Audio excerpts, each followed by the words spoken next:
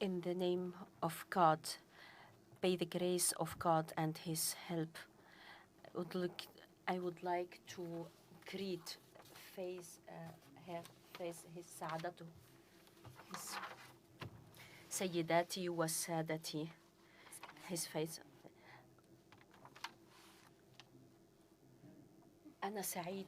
Max Muller, one of the pioneer scholars who have paid attention to the importance and the power of words, saying in the beginning of the late century that language can control us. Particularly glad also that this is the area where this fascinating concept of Weltanschauung, cosmology, worldview, has been shaped as well.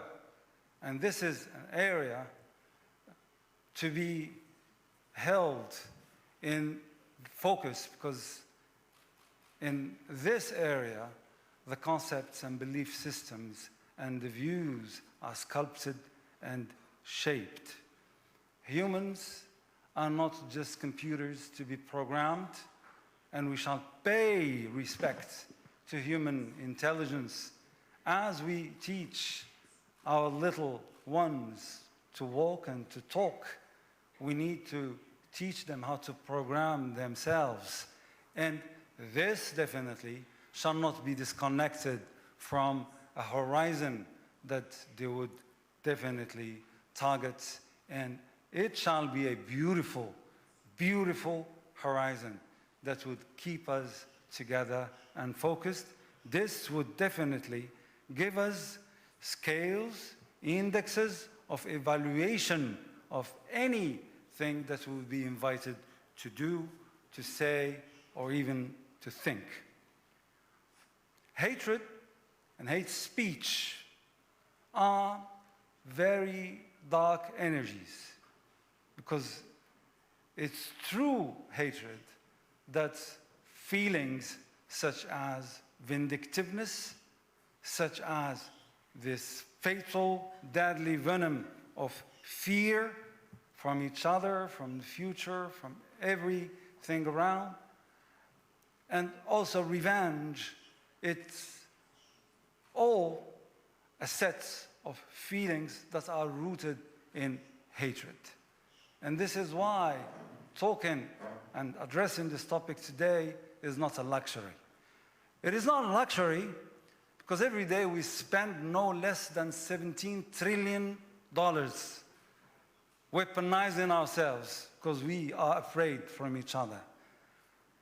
3 trillion direct expenses, 14 trillion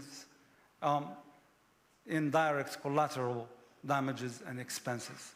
When you divide this amount among your brothers and sisters on this line from agreements such as COP21 and other alliances and agreements, because we cannot see the future without us killing this Mother Earth. She, I'm not saying it, can live without us, but we cannot live without her. So addressing this topic today is functional. It is also functional because, as Martin Luther King said once, either we'll live as brothers and sisters, or we'll definitely die, all of us, as fools. Addressing hatred and hate speech requires an alignment of 6 matters: conceptualizations and concepts, legislations, organization and organizational approaches, implementational matters, evaluation, and then evolution and improvement. I'll not stop by, but those are arenas to tackle, to cogitate upon, in order to reach something functional. Also, we need to switch from preventing and protecting to immunizing against hatred.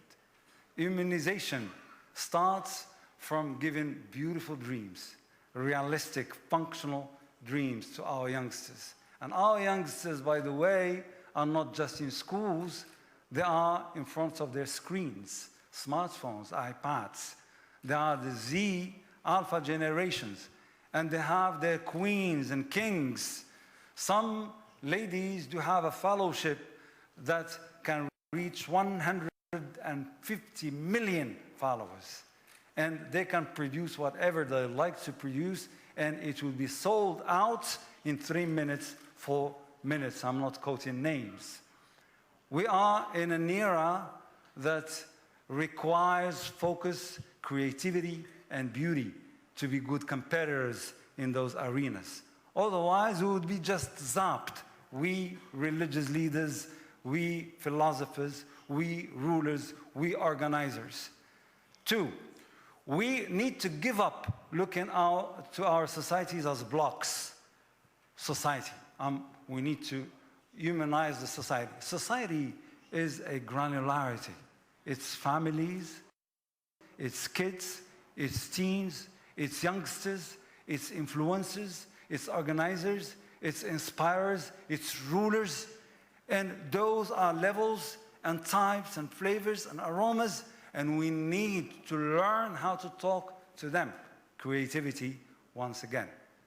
3, we need to remember that if we do not have the contents that are inspiring, we are already in the failures side.